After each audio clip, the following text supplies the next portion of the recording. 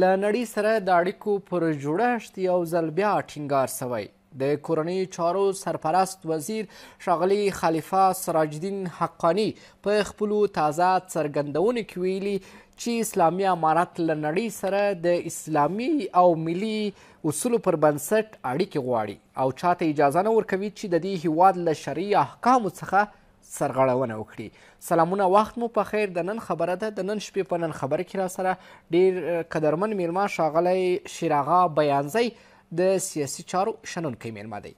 ښاغلی بیانزی ښه راغلاست. تاسو د ښاغلي خلیفه سراج الدین حقاني دغه تازه څرګندونې څنګه ارزوئ؟ بسم الله الرحمن الرحیم. محترم لطیفي صاحب، تاسو ته، ستاسو تلویزیون لیدونکو، اوریدونکو، همکارانو او د افغانستان ټول مجاهد ولس ته سلامونه او نیکې هیلې وړاندې کوم. وعلیکم السلام، مننه، ښه راغلاست. د سراج الدین حقاني هغه بیانیه مې واورېدله چې پکې ویل چې موږ د نړۍ سره ټول د ملي او اسلامي اصولو په اساس باندې غواړو چې یو ښه اړیکې ولرو او د هغې په بنا باندې ټولو هغه بین المللي اصولو ته موږ ژمن یستو او د هغې اصولو د مخې نه نړیوال هم موږ سره باید همغه شان چې ملګري ملتونه جوړ شوي دي چې د بشري مرستو او د ټولو هیوادو د خپلواکۍ ساتلو او د ارضي تمامیت د ساتنې لپاره یعنې دوی باید یو بل سره مرسته ولري او احترام ولري. نو دې ته د حقاني صاحب یادونه وکړه چې موږ حاضر یستو چې همغه ژمنې ورسره ترسره کړو او ویې منو. له نړۍ سره له هیوادونو اړیکو په برخه کې د اسلامي امارت 3 کلن مزل څنګه ارزوئ په خپله ښاغلی بیانزی؟ نو 3 کاله په اوږدو کې هغه څه چې نړیوال معیارونه د اسلامي امارت د رسمیت پیژندنې دپاره د اول نه اسلامي امارت داسې نه دی چې دا اوس رامنځته شوی دی. 20 کاله د مخ هم اسلامي امارت شتون درلوده. په هغه وخت کې هم تقریبا 90 سلنه خاوره د خپل کنټرول لاندې و او د یو یعنی ښاغلی بیانزی پر همدې ځای تم کیږي، یعنی د تیر جمهوري نظام پر مهال ستاسو په خبره چې 90% خاوره د افغانستان د اسلامي امارت په کنټرول کې وه. نو 20 کالو په اوږدو کې هم همغه دغه ساتلو اسلامي امارت چې ټول یعنی په حقیقت کې هغه یو ځان نو د ښودلی چې موږ ګریمات شوي یا نړېدلی ستو. همغه خپل سیاسي تشکل د حکومت یې ساتلی او د هر ولایت دپاره والي او د هرې محکمې دپاره قاضي او همدارنګه یعنی ټول نهادونه په خپل حالت ساتلي. 20 کاله مقاومت نه وروسته چې کله بیا خپلواکي ترلاسه کړله په مغه شکل باندې د افغانستان او د دوحه کې یعنی په نړیوال سټیج باندې د خلیزات په مرسته یا دغه په همکارۍ باندې چې هغه د اسلام د ملګرو دغه د اضلاع متحده د خوانه تعیین شوی او نړیوال سټیج باندې د خپلواکي اعلان شوله او د هغې نه وروسته هغې حاضر و چې د مغه افغاني تفاهم د مخې نه یو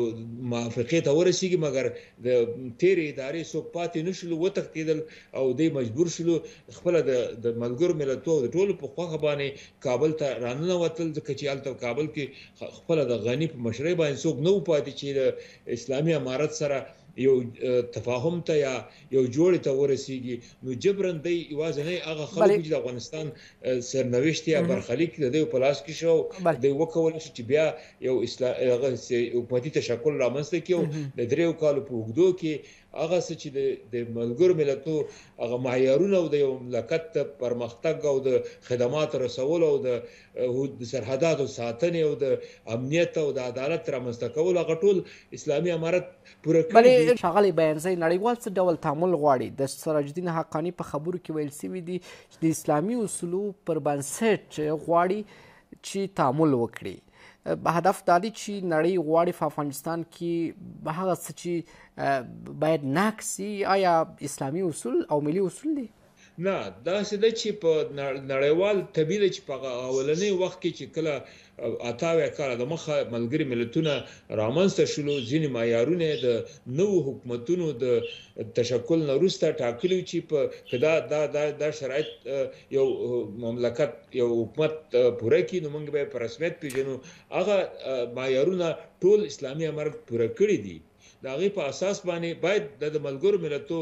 دنده ده چې باید اسلامي امارت بلې وخت چې ټول اصول یا مثلا بلې چې ټول اسلامي امارت پوره کړي اوس وګورو ټوله جغرافیه د افغانستان د اسلامي امارت تر کنټرول لاندې ده د نشهیي توکو د دوحې د توافقنامې ته ورګرځو د نشهیي توکو پر وړاندې مبارزه په پراخه کچه ترسره سوې ده اقتصادي پرمختګ لرو ټول نظام د یوه امیر تر امر لاندې خپل چارې مخې ته وړي نظام مستقل دی نو بیا ولې نړۍ اسلامي امارت یا اوسنی حکومت په رسمیت نه پیژني وخت چې دوی لاسته راوړنې هم لري له خپل ځان سره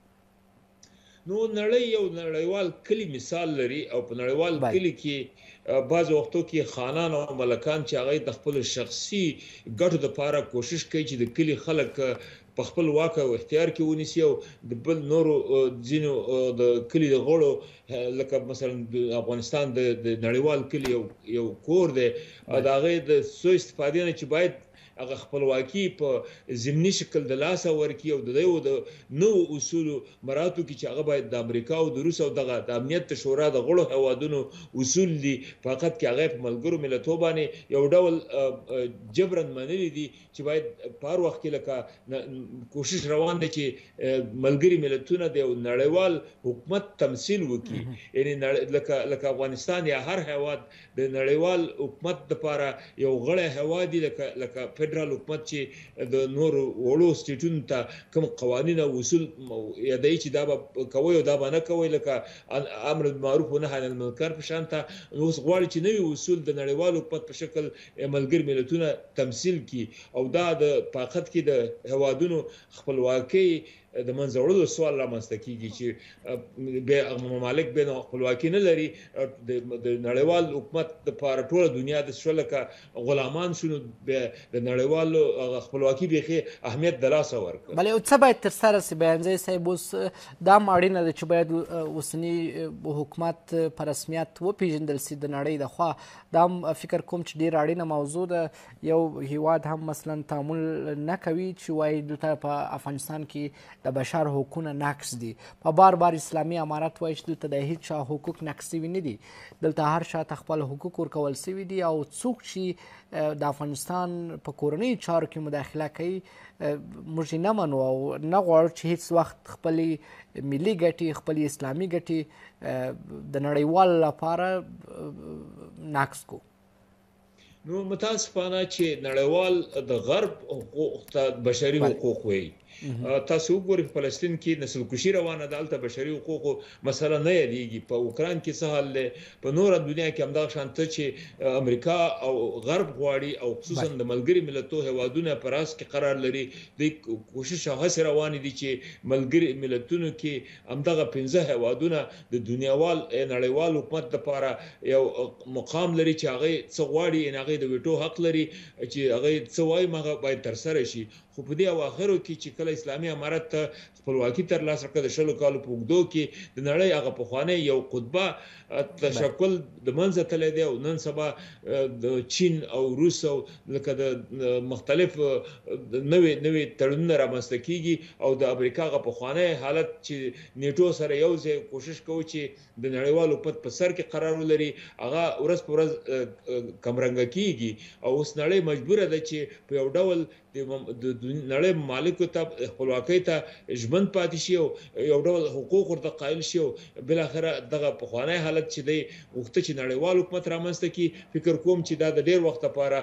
شاته ولويده او د نشي کولای چې نړیوال حکومت رامنځته شي دی باید کوشش وکړي چې د هر هیواد خپلواکۍ ته په درنه سترګه وګوري او هغه کوم معیارونه چې ملګرو ملتونو د خوانه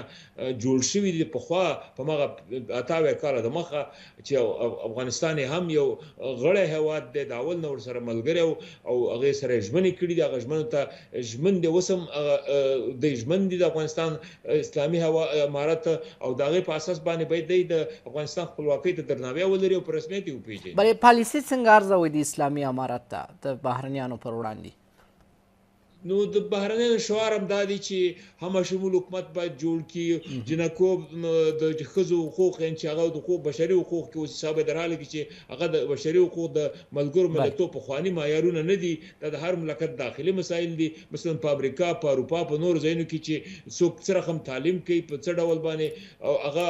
په مغه ډول باندې کولای شي د هر مملکت داخلي چاري دي مګر بیا هم ضروری ده او اسلامي امارت د تجمن دي مګر درې کاله ډیر کم وخت په دریو کالو کې وسم ډیر مزل کړی هم په اقتصادي ساحه کې هم د کوګنارو مخاوني ولا همغه دهشتګرد چې دی وویل دویش ګروپونه دي د تیر ادارې په وګدو کې شلو کالو په وګدو کې هغه هم د منځ تللی دي ټول د داعش په شمول باندې ځپل شوی دي او په افغانستان کې مثلا ټول عدالت او امنیت رامنځته شوی دی ان خلک کولای شي په آرام سره په خوا به خپل د غنی د خلې نه چې 300 مړي د ورځې کېدل اوس ډیر کم کیږي او هغه شخصي مسایلو کې کیږي او هغه د هغه مقاومتونو د خوانه چې دغه د غرب او امریکا د خوانه په شاټ پول کیږي د هغه د خوانه کله کله رامنځته کیږي مګر اسلامي امارت په ډیر متانت سره هغه مخه نیولې ده د دین شاید د 100 کال وروسته بالکل د امنیت او هم شمول حکومت چې خپل په افغانستان کې راغله ده په دنیا کې په امریکا کې شتون نه لري د تیر ادارې 15 لکه مامورین د اسلامي امارت سره په ماغه پوسټونو کار کوي او د اسلامي امارت خپل کسان چې د مجاهدین دی او یا په خپل علما دي فکر کوم 0% باندې تقریبا 80% مغه په خانه اداره د اسلامي امارت سره په ګډه کار کوي د ملي وحدت لپاره یو ښه مثال له په نه حال کې د نړیوالو دغه خبرې چې باید دلته هم شمول حکومت رامنځته شي که هم شمول حکومت د اسلامي امارت نه ویني په دنیا کې به هم شمول حکومت شتون نه لري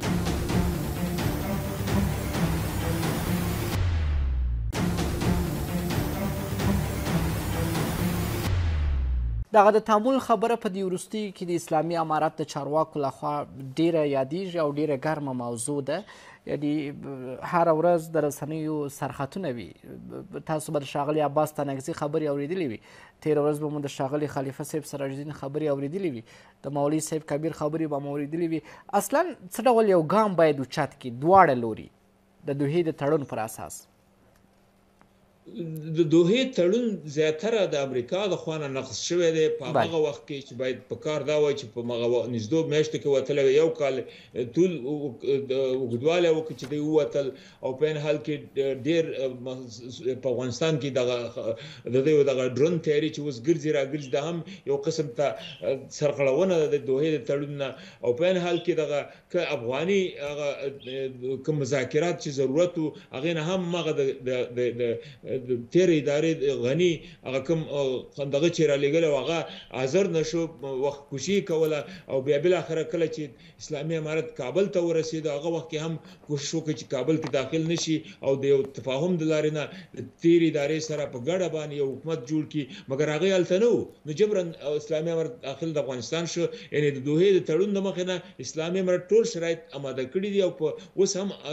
ژمن دي چې کوم شین پاتې وي د غواړي چې د یو جوړ د لارې نه د یو روغ مذاکرات د لارې نه هر قسم د دیو هغه پښتون ته یا د دیو کوم یادونه چې کوي هغه ته آمادګي لري چې هغه ورسره خبرې وکړي بلې حل لار څه کېدلی شي ښاغلی یعنی ویل چې موږ حاضر چې دغه اسلامي او ملي اصول د مخې نه د دنیاوالو سره هر نوجوانو سره حاضر چې آمادګي لرو سازش ورسره وکړو بلې نړۍ اصلا څه غواړي او حل لاره څه کېدلی شي بینځی صاحب په لنډو کې راته ووایاست نور به بیا مخه کوو فقط 3 دقیقې وخت لرو نو نړۍ د ځنګل قانون دی ځنګل قانون کې څوک چې زور لري هغه مغه خبره باید تر سره شي نړیوال فقط غواړي چې فقط کې یو خیالي نړیوال حکومت تمثیلي ترسو افغانستان چې وسنه مثلا د شل کال وروسته نړیواله کچه باندې کدا چرته د تروریستي ګروپ دا مثلا هغه ګروپ نه وي چې هغه حکومت صحیح قانوني حکومت مخته بولې دوه کې وسره ولې قرارداد امضا شو تقریبا 4 ماده ورسره امضا شو چې د افغانستان د خوانه په بارنو ملکونو باندې کوم دغه نه کیږي د افغانستان خاور باندې کارول کیږي هم شمول حکومت رامنځته شوی دی په افغانستان کې امنیت او عدالت موجود دي خدمات رسول کیږي د سرحدات ټول د سل په سلو کې د اسلامي امارت د کنټرول لاندې او ورڅ په امنیت او په عدالت سره مخ روان دي دا چې دنیاوال غواړي چې مقصد د دې هغه باداری باید په افغانستان اسلامي امارت باندې ومنل شي. بیا خدا خپلواکي سوال لاندې راځي، نو بیا خپلواکي او د اسلامي نظام د افغانستان لپاره او د اسلامي امارت لپاره دا یو سری کرښې دي چې د نشي کولای په هیڅ ډول باندې دې باندې کوم معامله وکړي د دنیاوالو. بلې د دې کړنو تر سره چې دومره لاسته راوړنې هم لرو، د نړیوالو بهانه به خپل پر ځای پرېږدو. ښاغلی بیانزی، تاسو خپله د کابل پوهنتون استاد هم تېر سوي یاستئ، څومره اړینه ګڼئ چې یو افغانه خور هم وکولی سي چې زده کړې وکړي تر دکترا پورې، یا خپلې زده کړې په عصري او دیني علومو کې ترلاسه کړي؟ دا ستاسو ډیره ښه پوښتنه ده. د 500 کالو په اوږدو کې چې د روسانو د خوانه او د کمونیزم د خوانه او بیا اوس د کپیټالیزم یا د غرب د خوانه افغانستان د اشغال لاندې و، همدارنګه د نور مشکلاتو په څنګ کې موږ فرهنګ ته هم ډیر تاوان رسیدلی دی. نصاب ته ضرورت دی چې بدل شي، او په این حال کې افغانستان د اقتصادي ستونزو سره مخامخ دی. ډیر نور اولتونه هم لري. کوشش کوي چې ټول کړنې په بنیادي ډول باندې مخته ویسي چې د جنکو تعلیم یو د هغې جملې نه دی. د غواړي چې په خط کې مکتبونه او مدرسې سره یو ځای کې عصري علوم او دینی علوم یو ځای تر 12 صنفه پورې جوړ شي، او نور د هلکانو دپاره د ټول مکاتب او پوهنتونونه جریان لري. جنکو دپاره چې دوی غواړي په یو ښه چاپیریال کې چې هم عزت خوندي وي او هم ښه اسلامي نصاب ولري او په ښه ډول باندې خپل زده کړو ته دوام ورکړي. دې دپاره خپله کبیر مولوي صاحب دا خبره وکړه چې کمیسیونونه ورته جوړ شوي دي او د سرپرسته اداره کله په دایمي اداره بدلېږي. فکر کوم چې د جنکو تعلیم مسله به هم حل شوي وي او انشاءالله پوهنتون او ښوونځي به بېرته بیا. بلې څومره یې اړین ګڼئ ښاغلی بیانزی؟ مخکې مې اشاره وکړه چې د پوهنتون استاد تېر سوي یاست او دیني عالم هم یاست تاسو. څومره یې اړینه ګڼئ په افغانستان کې د هلکانو زده کړې خو هغه د شروع دي، اما د نجونو زده کړې څومره مهمې ګڼئ؟ دلته ښځینه ډاکټرانو ته اړتیا لیدل کېږي تر څو یو افغانه خور یو افغانه مور مجبوره نه سي چې بهرنیو یا ګاونډیو هېوادونو ته لاړ سي او هلته خپله تداوي وکړي او هلته تاسو ته خپله معلومېږي چې څومره ستونزې او مشکلات سره دی ځي ګاونډیو هېوادونو ته. بالکل په اسلام کې د جنکو او هلکانو ټولو دپاره د زده کړې ضروري اصل دی، باید ترسره شي او اسلامي امارت هم د دې نه انکار نه دی کړی. منتها هغه چاپیریال چې یو ښه چاپیریال کې او هغه عین حال کې د یو اقتصاد هم قوي شوی چې هغه ښه چاپیریال ورته جوړ کړي. په عین حال کې یو ښه پرسونل، ځکه د امریکا د وتلو سره تقریبا 15 لکه افغانان چې په هغې کې 30% ښځینه معلمین او مامورین وي، نو ډېره تشه رامنځته شوې ده. دوی مجبور دي چې هغه تشه هم ډکه کړي، یعنې دوی فني پرسونل ولري، اقتصاد هم قوي شوی، نصاب تعلیمي هم ښه شوی. پس هغې نه د ښوونځیو د پوهنځیو دروازې د جنکو په مخ باندې پرانیستل شي. ډېره زیاته مننه کوم د پوهنتون استاد ښاغلی شیر اغا بیانزی چې تر دا وخته مو زموږ سره ملتیا کول کور ودان. درنو لیدونکو ستاسو سم نړۍ مننه کوم.